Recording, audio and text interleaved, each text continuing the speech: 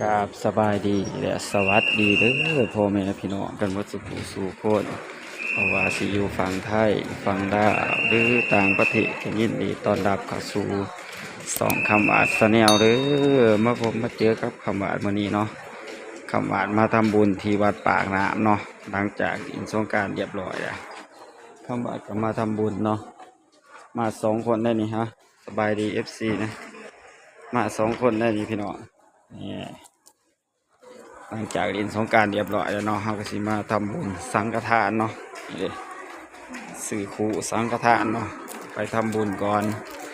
ใครที่เขามาชมคลิปนี้แล้วก็อย่าลืมกดติดตามกดไลค์กดแชร์คอมเมนต์กันเข้ามาเนาะเพื่อเป็นกำลังใจให้เขาอาจได้ทำคลิปต่อไปเด้อพี่น้องเด้อคำว่ากาเสียบุญมาฝากพ่อแม่พี่น้องหรือว่า FC กำลังสุขสู่คนเนาะที่เขามาหับส้มคลิปนี้เนาะผู้ใดเดินทางเขามาในกรุงเทพไปเนาะหรือว่าพ่อแม่พี่น้องหรือว่าFCก็มาสู่คนเนาะเดินทางเขามาทำงานในกรุงเทพเนาะก็ขอให้เดินทางตลอดปลอดภัยถึงจุดหมายปลายฝันเด้อพี่น้องเด้อคำว่ากระถ่ายบรรยากาศตอนมาทำบุญให้พ่อแม่พี่น้องครับเบิ่งเนาะไปสังฆทานก่อนคนกะบ่ร้ายปานใดเนาะพี่น้องเนาะคำบาดกะบ่ได้มานานเป็นปีกว่าเนี่ยเนาะพี่น้องเนาะบ่ได้มาทำบุญที่วัดคำบาดกะสิไปสังฆทานก่อนเด้อพี่น้องเด้อสิถ่ายบรรยากาศให้พ่อแม่พี่น้องมาเบิ่ง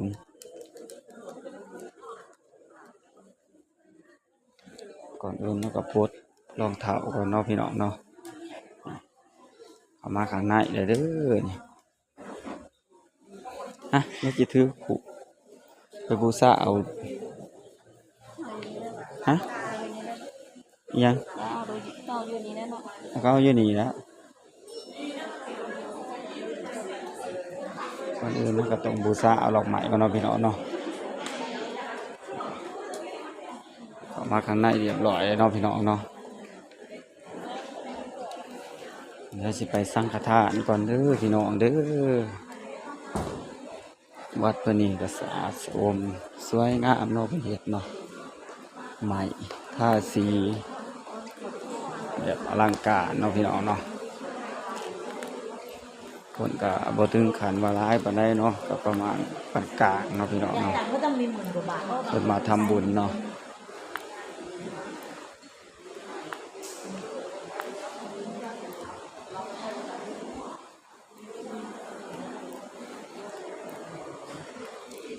เข้าไปเลยนี่เข้าไปกราบนี่พูดจ้ะแล้วสังฆทานเดี๋ยวไปสังฆทานแล้วกันบรรยากาศเนาะพี่น้องเนาะผมมาสังฆทานนะวัดปากน้ำเด้อนี่พี่น้องเด้อทรงน้ำผาก็มีเลยผมมาทรงน้ำผาเนาะ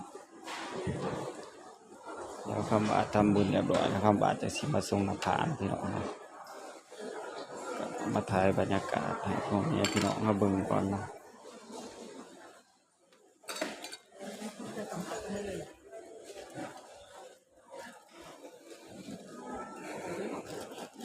หลังจากเขาดินสงกรานต์เรียบร้อยแล้วก็มาทำบุญก่อนสิทำงานต่อเนาะพี่น้องเนาะถ้าได้ยินเสียงคำบาดบอกขอไปก็ต้องขอโทษขออภัยเด้อพ่อแม่พี่น้องกันบ่สุขคนเนาะ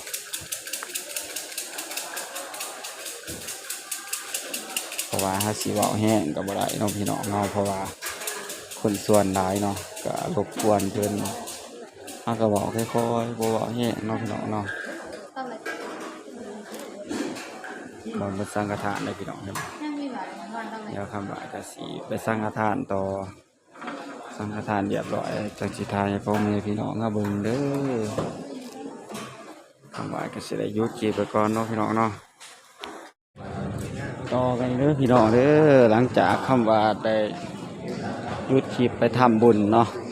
คำว่าสังฆทานเรียบร้อยแล้วก็มาถ่ายบรรยากาศให้พ่อแม่พี่น้องเบิ่งรอบๆวัดเนาะ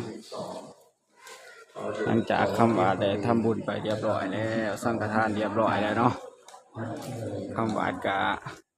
มาย่างรอบวัดแต่ก็ถ่ายบรรยากาศให้พ่อแม่พี่น้องเฮาเบิ่งถ้าพระบ่นี้ก็ต้องขอโทษขออภัยเด้อพ่อแม่พี่น้องกันเบิดสุขสู่คนเนาะเพราะว่าคำบาดก็บ่ได้ใส่ไม้กันสั่นเนาะพี่น้องเนาะ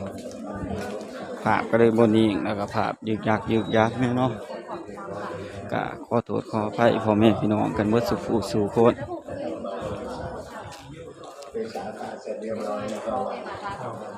คำบาดก็สิไปถ่ายบรรยากาศ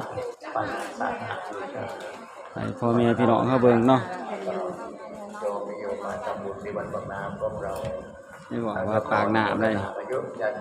ภาษีเจริญกรุงเทพเป็นบอกพี่น้องจะถ่ายบรรยากาศให้พ่อแม่พี่น้องเขาเบิ่งรอบๆเนาะ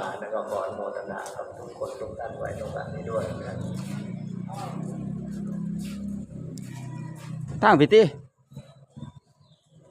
ถ่ายรูปบ่คำบาดกระจิบถ่าย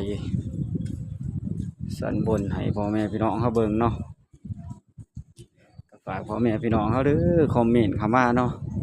ว่ารับชมอยู่จังหวัดใดประเทศใดก็คอมเมนต์เข้ามาเนาะคำอาจก็สิเข้าไปอ่านไปตอบคอมเมนต์เนาะคำอาจอยากรู้ว่าพ่อแม่พี่น้องเขารับชมช่อง YouTube คำอาจอยู่ประเทศใดจังหวัดใดเนาะคำอาจก็สิขึ้นไปถ่ายอยู่ข้างบนให้พ่อแม่พี่น้องเขาเบิ่งให้บ่นี่เขาขึ้นไปเดี๋ยวคำอาจก็สิขึ้นไปเนาะถ่ายให้พ่อแม่พี่น้องเขาเบิ่งอยู่สันบนไปขึ้นไปสันบนก่อนอื่นก็ต้องถอดรองเท้าก่อนเนาะย่างจะไปสันบนเห็นบ่พี่น้องพี่น้องก็เห็นอย่างเนี้ยก็อาเมียนมาเด้อน้ำบาดก็ได้ถ่ายบรรยากาศให้พ่อแม่พี่น้องเขาเบิ่งไอ้ขึ้นมาสันบนเนาะพี่น้องเนาะช่วงนี้ก็อากาศดีเนาะบ่แลดปานใดเนาะนี่ขึ้นมาเรียบร้อยแล้วบ่พี่น้องนี่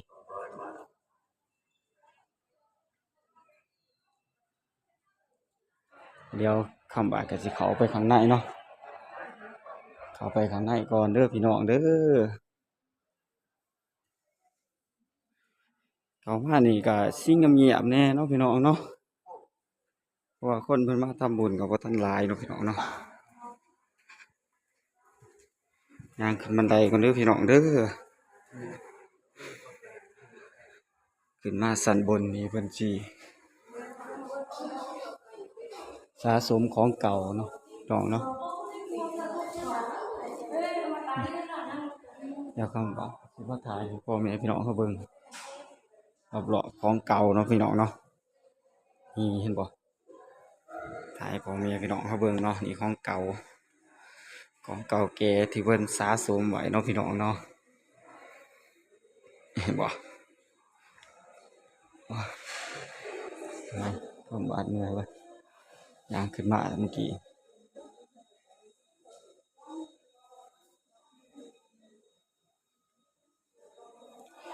มากราบมาไหว้เนาะของเก่าแก่เนาะพี่น้องเนาะเดี๋ยวคำว่าถ่ายให้พ่อแม่พี่น้องเขาเบิ่งเรียบร้อยแล้วคำว่าจังสีกราบจังสีไหว้เพิ่นเนาะขอพร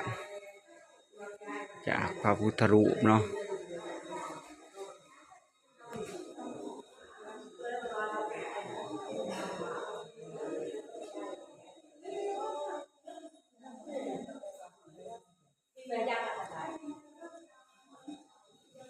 คำว่ากสิถ่ายรอบๆให้พ่อแม่พี่น้องเขาเบิ่งเด้อสะสมของเก่าเลย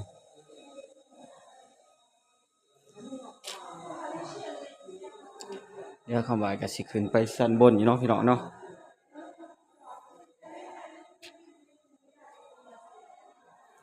ไปชั้นบนไปกราบไปไหว้อยู่ชั้นบนอยู่เนาะพี่น้องเนาะคนเพิ่นก็บ่ค่อยหลายปานใดเด้อพี่น้องมาทำบุญ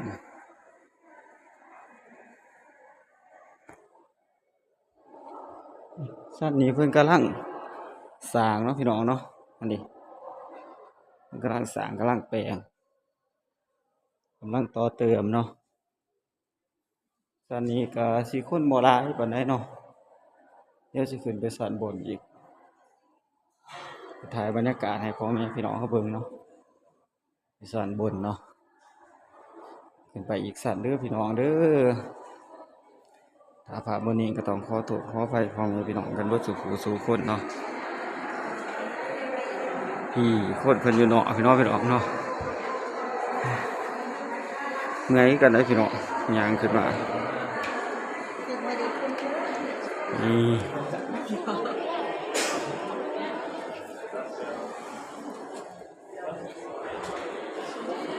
คนเพิ่นมากราบมาไหว้อยู่เถิงสันบนสิบอกพี่น้อง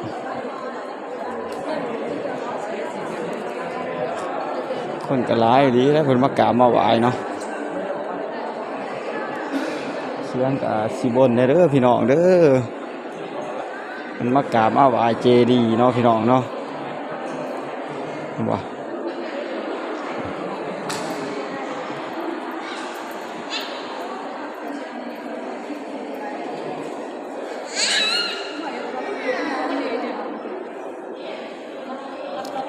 ตอนนี้เสียงคำหวานรอคอยก็ต้องขอโทษขออภัยพ่อแม่พี่น้องกันเบิดสุขสู่คนเนาะคำหวานก็ถ่ายรอบๆให้พ่อแม่พี่น้องเฮาเบิ่ง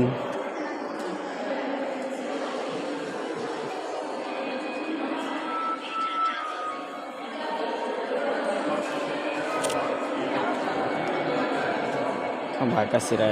ออกไปข้างนอกเนาะมาถ่ายบรรยากาศรอบๆให้พ่อแม่พี่น้องเฮาเบิ่งเนาะอยู่ข้างนอกเนาะคลิปนี้ก็สิยาวนี่เด้อพี่น้องเด้อ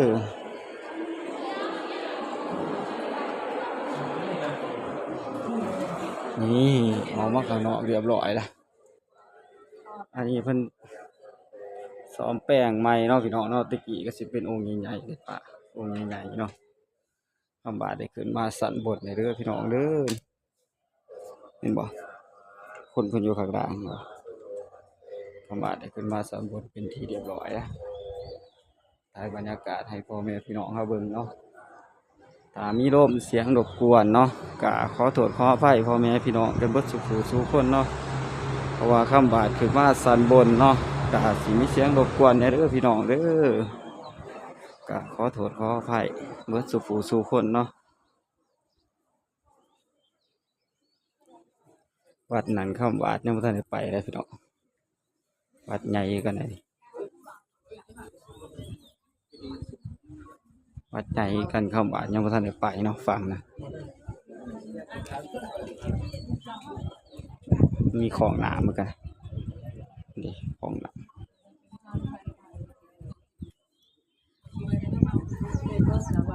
ถ่ายบรรยากาศรอบๆให้พ่อแม่พี่น้องเฮาเบิ่งเนาะถ่ายหุ่มเจดีย์เนาะพี่น้องเนาะ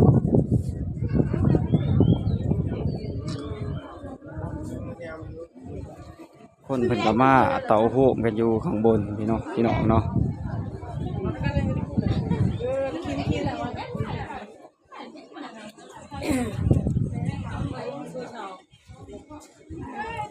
มาเตาโฮมกันอยู่ข้างบนพี่เด้อพี่น้องเด้อเพราะว่าหลังจากเพิ่นกราบเพิ่นบ่ายเรียบร้อยแล้วเนาะก็มาเตาโฮมกันอยู่ข้างบนต่อคำบาดกับท้ายรอบๆเรียบร้อยแล้วเด้อพี่น้องเด้อให้พ่อแม่พี่น้องเขาเบิ่งบรรยากาศเนาะอยู่สันบน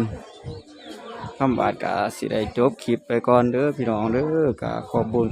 พ่อแม่พี่น้องหรือว่า FC กันเบิดสุขสู่คนที่เข้ามารับชมกดติดตามสองคำบาดเบิ่งคลิปและคำบาดตั้งแต่ต้นจนจบแล้วก็บ่ข้ามโฆษณาเด้อพี่น้องเด้อถ้าคลิปนี้คำว่าทำผิดพลาดก็ต้องขอโทษขออภัยพ่อแม่พี่น้องกันเบิดสุขสู่คนเนาะไปเข้ามาชมคลิปนี้แล้วก็ขอให้ทุกท่านมีสุขภาพเข้มแข็งร่างกายแข็งแรงตลอดปีตลอดไปอย่าเจ็บอย่าจนเนาะปรารถนาสิ่งใดก็ขอให้สมความมุ่งมั่นปรารถนาเด้อพี่น้องเด้อคำว่ากสิจบคลิปไปแล้วกสิกราบคำว่าสบายดีและสวัสดีเด้อพ่อแม่พี่น้องกันเบิดสุขสู่คนเนาะ